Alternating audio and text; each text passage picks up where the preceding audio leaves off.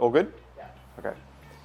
What's good, guys? It's Trav here from Neighbourhood, where we help brands find, sell, and keep their people. Welcome to our May agency update, where we'll fill you in on all that's new with us and the current state of digital marketing, the worldwide events impacting how you do business, as well as our software spotlights.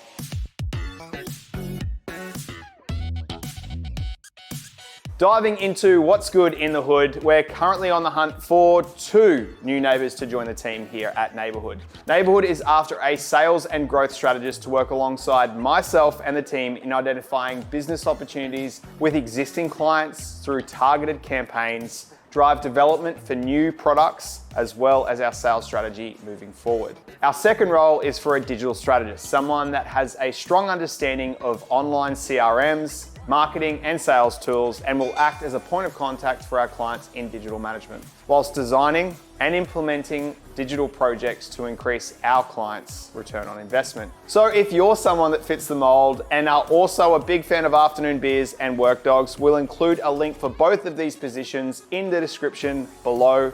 Or if this is on email, just reply back to us. And in case you missed it, we recently carried out our first HubSpot user group for the year with HubSpot's Principal Account Manager, Imanol Ortiz, where we dug into the nitty-gritty of all that's new with Service Hub and how to best utilize the hub overall. It was great to see so many of you join us and gain value from it, which is why we'll be back later this month with our next HubSpot user group on Thursday, the 26th of May at 10 a.m. Australian Eastern Standard Time. I'll be joined by our digital strategist, Geordie as we discuss how to better drive conversions with HubSpot. So we'll break down instantly applicable lead scoring best practices where you'll learn the tools to clearly qualify your leads as an MQL and SQL, and how to rank leads based on their level of engagement, and how to develop influential content at each stage of the lead's journey. Now, it's absolutely free, so there's no reason not to join us, and the link to register is in the description below, so make sure you sign up now. While we're discussing Geordie, we're stoked to announce that we took out HubSpot's 2022 Q1 Impact Technical Expertise Award for all the work that has been done. Did Geordie actually win that?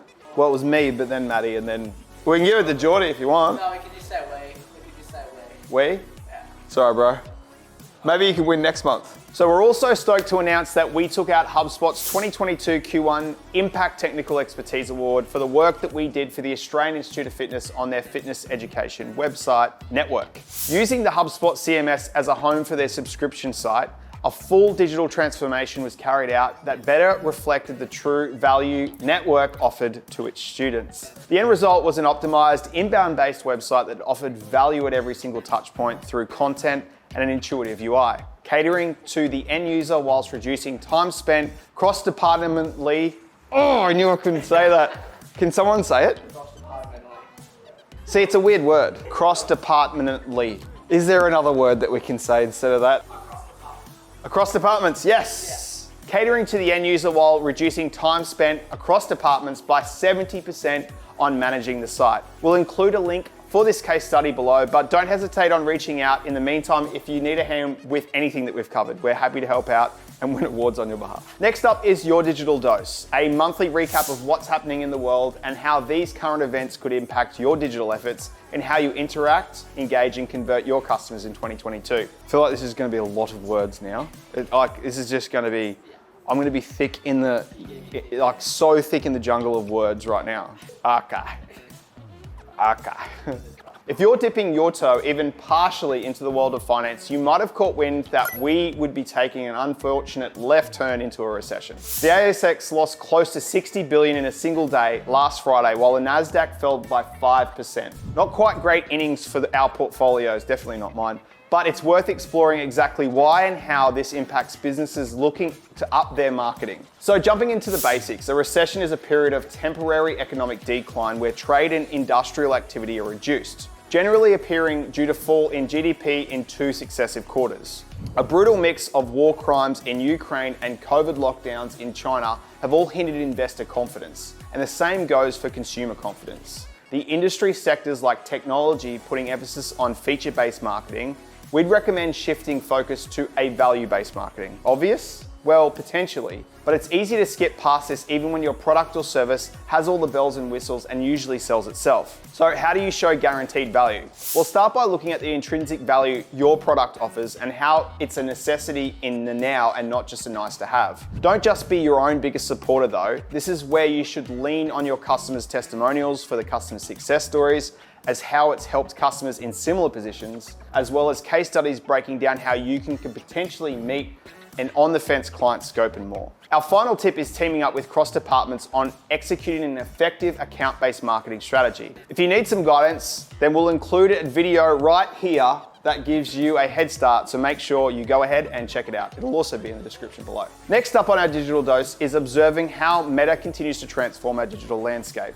The progression in the world of augmented reality wouldn't be reality if we weren't getting advertised to at every single corner, with things that you don't need but can't help to buy. With that said, Meta has partnered with Ventana, a 3D e-commerce technology company that has got a pretty impressive track record, working with the likes of Adidas and Hugo Boss to bring their products to life further than the static image. Meta have granted Ventana alpha access to Meta's AR publishing API, which will eventually provide brands with an innovative, interactive way to bring their products to the Meta applications. What this means for customers is a new way to form connections online, developing a more immersed shopping experience for the online customer. But what does this mean for us as marketers? With most new trends, it's common to be quick off the mark, yet it's wise to look at Web 3, beyond just a trend. Meta's aim is for a greater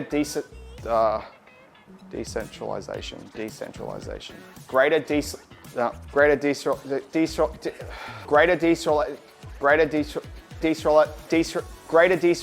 No, can't do it. It's not. I know I can. Thanks, coach. I know I can do it, but I can't.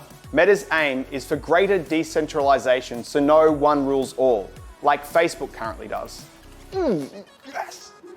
There's an emphasis on building communities, calling for brands to start looking into crafting shared experiences in the digital world that offers greater connection between their followers. We'd suggest looking at how you're nurturing your community, if at all, and how brands can give back to individual creatives and empower them in building communities of their own.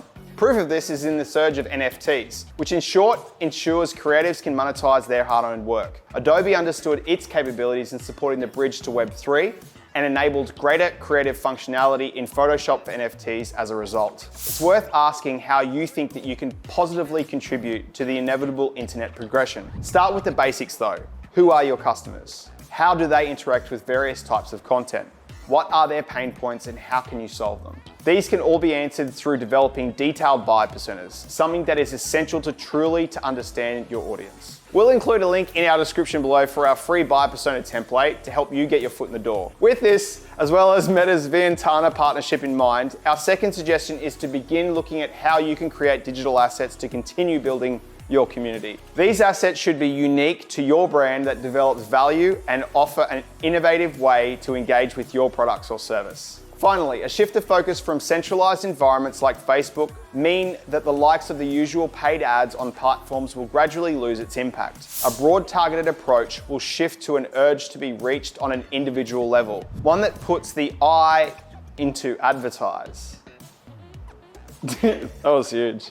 Engaging your people on more than just an interactive level, but a behavioral one. Wrapping up our agency update, we have our software spotlight, your monthly scoop on software that we've been getting around here at the Hood. This month, we wanted to run you past some tech that isn't just used, but seen every day here at Neighbourhood. From the moment that you walk in our front door, all the way into our lunchroom, OptiSigns is a platform that keeps us and our guests informed, prepared, and up to date every time that you look at the TVs around the office. OptiSigns allows us to customize individual screens that are cycled through from time to time, offering embedding capabilities, allowing us to display metrics via Databox, blog articles that offer QR codes to view in length, videos of our choosing, stock exchange, and weather updates through to connecting it through to our G Drive to reminisce all about the better days that we had at our quarterly retreat and Geordie riding a helicopter.